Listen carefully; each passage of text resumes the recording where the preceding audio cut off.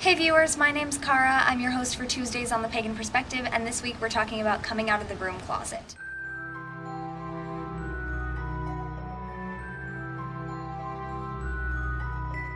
It's a little bit echoey right here. I'm actually sitting on a set of stairs that goes down into this little walkway outside the library, and I'm at work right now, technically. I came over here to get the mail and decided to sit and do this video really quick, and I noticed that it's kind of bouncing off the brick next to me, so I apologize if there's a weird resonance sound going on. But this week, our question is, how did we come out of the broom closet? Did we have a coming out? And even though we've touched on this topic a little bit before, this person is asking specifically about coming out to family and Abrahamic religious friends.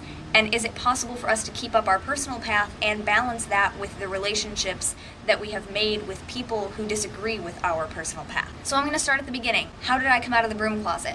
The first person that I told, I think my friends kind of knew that I was studying Wicca back when I was like 13, but back then, who really knew what it was or who really cared or took it seriously, my friends-wise. I did. Everyone else was kind of just like, oh, okay, whatever. So I think I told my mom a couple years later. I actually have a video from a year ago of my mother and I discussing what her reaction was when I told her, so I will link to that video. That's on my personal channel. But I told my mom some years after I had begun studying, and she knew that I was studying it, she knew that I was interested in it, so I thought that telling her, hey, I'm studying this because this is actually what I personally believe, I thought that wouldn't be a shock to her because she already knew and already accepted that I studied it. But when I told her, and I'm pretty sure I just told her, hey, just so you know, I'm actually Wiccan, she didn't take it how I thought she would. Okay, there's a lot of wind now. That wind almost blew my camera over. Okay, but so I just told her, and once I told her, there were some things that we had to work through, her not really understanding what that meant and things like that, but for the most part, things were okay, and things are okay now.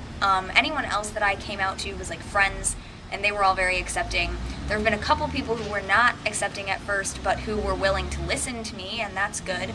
I had a friend here my freshman year who was Christian and was taught that, the pentacle is a sign of bad things.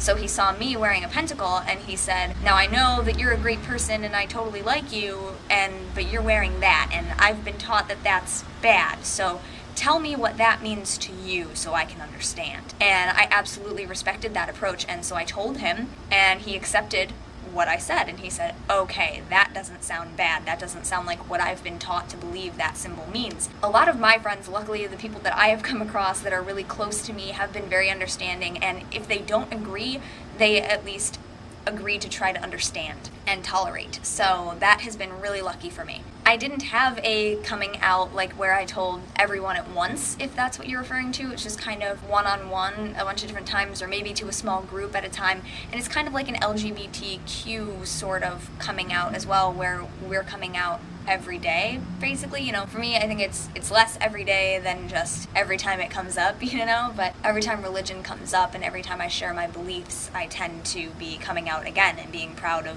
what I believe and who I am. But there was no one single coming out except, the big one to my mother, and that was the same one when I came out to her as bisexual. That was the big one, and everything else is kind of just cake. And then as for the last part of the question, can we balance our personal path with relationships with those who don't agree?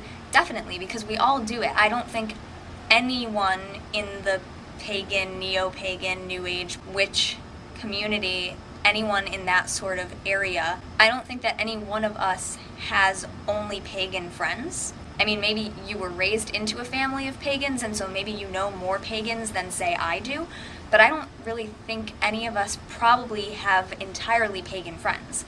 So I think that all of us are constantly making relationships with people in the workplace, in school, in, whatever else, who do not follow the same or similar beliefs to us. So I think that we are all constantly making relationships with people who don't agree with our beliefs, and I think it's totally possible. And like I said, with my friends, my close friends who I want to be really close and accepting and understanding, they were willing to do that, so that was very good. Let's say, for example, that I had a friend who absolutely would not understand my beliefs. I think I could still be friends with them. We would just have to be very careful about not bringing up religion at any point. And if we have some really super fundamental things that we believe totally opposite, it might actually be hard for us to have a relationship at all, like as friends even, depending on what the things were.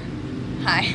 That's what happens when you sit in a moderately trafficked area and are like down a bunch of steps and people can't actually see you as they approach you. So anyway, that is my response to this week's question. I hope it answered your questions, and definitely check out that other video of my mom's reaction that we did a year ago. I could probably update the video sometime, but for now, even though that video is old and was done with my old webcam, it's still pretty applicable. So thank you very much for watching. I have to go to work now, and I will see you guys next week here on The Pagan Perspective. Blessed be.